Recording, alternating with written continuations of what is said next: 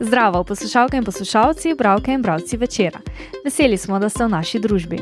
To je Večer zjutraj, dnevni informativni podcast, v katerem vam predstavljamo Večerove udarne novice dneva. Danes je torek, 3. februar 2026. Moje ime je Tjaša Gajšek. Večerov mikrofon so na predstavitvi poklica novinarja prevzeli osmošolci osnovne šole Franceta Prešerna Maribor. Koliko nepopravljenih enk imajo ob koncu prve konference in kaj menijo o izrazu 6-7.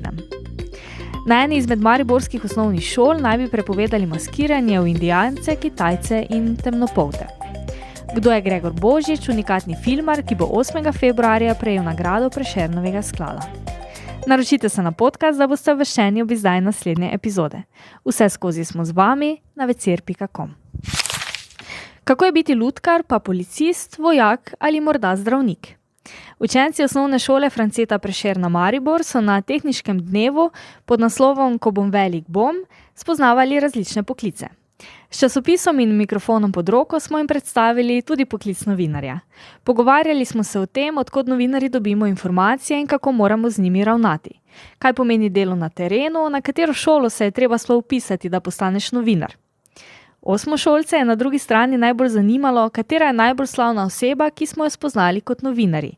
Ali smo si to od nekdaj želeli postati in seveda, kakšna je plača.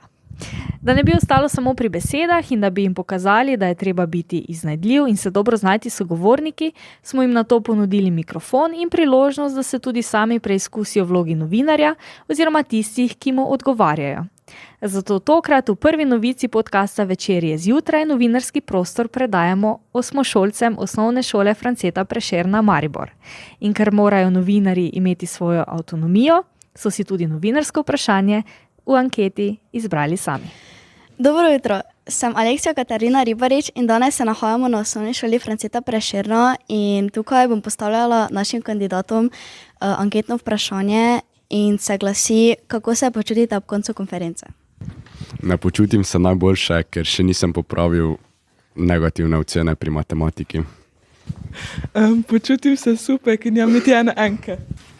Jaz se isto počutim super, ker jaz tudi nimam nobene enke. Počutim se slabo, zato ker bi rad še imel kakšen pouk. Ne počutim se dobro, ker imam še veliko enk za popraviti. Počutim se slabo. Zakaj? Ker imam zaključeno enko iz slovenščine. In kaj boš naredil, da jo boš popravil? Pravo. Počutim se v redu, ker je konec konference in bojo počitnice. In to so bili odgovori naših kandidatov na anketno vprašanje, kako se počutijo ob zaključku konference. Dobar dan, z vami sem Tjaš Duša, novinar. Zdaj pa bomo spraševali, kaj menijo o besedi 6-7. Dobar dan, gospa. Kaj menite o besedi 6-7? Da je zabavna, Zakaj se vam zdi zabavna? ker se začnejo vsi smejati. Kaj pa, če gre to učilcem na živce? Ne vem, pač. Dobro, hvala, nič niste povedali. Dobar dan, gospod, kaj menite o besedi 6-7? To je brain rot. Kaj menite o besedi 6-7? O besedi 6-7 mislim, da je zelo bizarna, je res, da mlajši otroci zelo uporabljajo, ampak meni je to iskreno tečna beseda že. To se strinjam z vami, vse pohvale. Kaj pa bi spremenili? Da ne več uporabljajo. Dobro, v redu, hvala, nasvidenje. Dobar dan, gospod, kaj Dobar menite dan. o besedi 6-7? Gre mi na živce. Zakaj? Tečna je. Nima smisla. Kaj menite o besedi 6-7? Da je zelo cringe beseda. Ja. Zelo mi gre na živce. Jo uporabljate? Ne. Menim, da bi odplot treba pustiti v 2025 in si izmisliti novi trend. Pa to govorite? Tudi, ja, ker je fajn. Tjaš, novinar, kaj pa pravzaprav sploh pomeni beseda 6-7? To je neumna beseda, ampak to je neki trend za najstnike. Ampak ali ima kak pomen? Ne, Zakaj pa jo uporabljate? jaz se ne, ampak jo drugi, pa meni gre to na živce. Točno v polnoči, v noči z ponedeljka na torek, se je s tradicionalnim kurentovim skokom pričel pustni čas.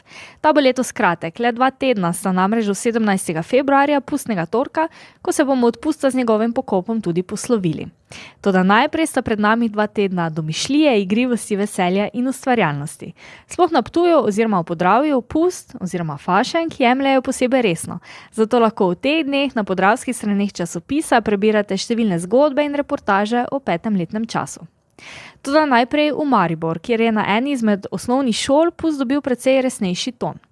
Učenci naj bi prejeli navodila, v kaj se ne smejo maskirati. To so maske, ki so povezane z drugo raso ali narodnostjo. Med prepovedanimi naj bi bile navedene maske Indijancev, Kitajcev, temnopoltih in ciganov, saj ne bi šlo za nespoštljive upodobitve, ki bi lahko žalile druge.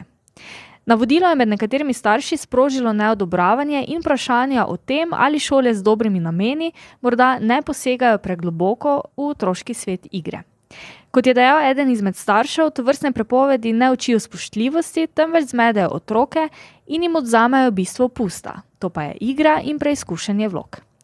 Kakšna so pravzaprav pravila glede pustnih mask na mariborskih osnovnih šolah in kje je meja med nujno občutljivostjo in pretiranim omejevanjem otroške ustvarjalnosti?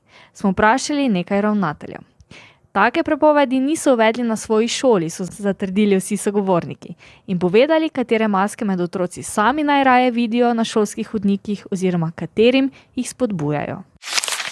Če ste v zadnjih letih spremljali novice o mednarodnih uspehih slovenskega filma, zagotovo niste mogli preslišati imena Gregorja Božiča. Režiser in direktor fotografije je v zadnjem desetletju namreč nanizal vrsto odmevnih uspehov. Kot direktor fotografije je sodeloval pri 2 nagrajenih filmih Matjaža Ivanišina, pri Playing Man in pri Oroslan.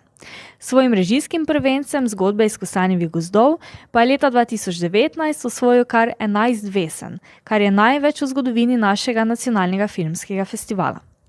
Nenazadnje pa je kot direktor fotografije pomagal do velikega uspeha filmoma Moški ni mogel molčati in Fiume o morte, ki sta osvojila vsak svojo evropsko filmsko nagrado. Pri Božiču pa je bržkone najbolj fascinantna njegova druga strast, ki ni film, temveč sadjarstvo. Filmar je v vasi Kojsko severno od Gorice namreč postavil svoj sadovnjak, s katerim želi podpreti prizadevanja za ohranjanje in rehabilitacijo starih avtohtonih sadnih sort. Tudi zaradi tega gre hkrati za nadarjenega, kot tudi zelo unikatnega filmarja, katerega vzpon na domači in mednarodni filmski sceni se je šele dobro začel. Božič bo na predvečer slovenskega kulturnega praznika prejel nagrado Prešernovega sklada. To je bil Večerov dnevni podcast Večer je zjutraj 3. februarja 2026. Z vami sem bila Tjaša Gajšek. Kakovostno novinarstvo lahko podprete, da se naročite na tiskani in spletni Večer. Postanete naš sledilec in bralec na družbenih omrežjih, naročnik naših podcastov in newsletterjev. Tako boste podprli novinarstvo, ki prinaša avtentične vsebine, ki jih pripravljajo naši novinarji, ni drugje ne boste našli. Želimo, da razumete, kako se vrti svet. Želimo vam odstreti pogled v čas in prostor, v katerem živimo. Veseli bomo vaših komentarjev, pobud in kritik na različnih kanalih. Se beremo in slišimo.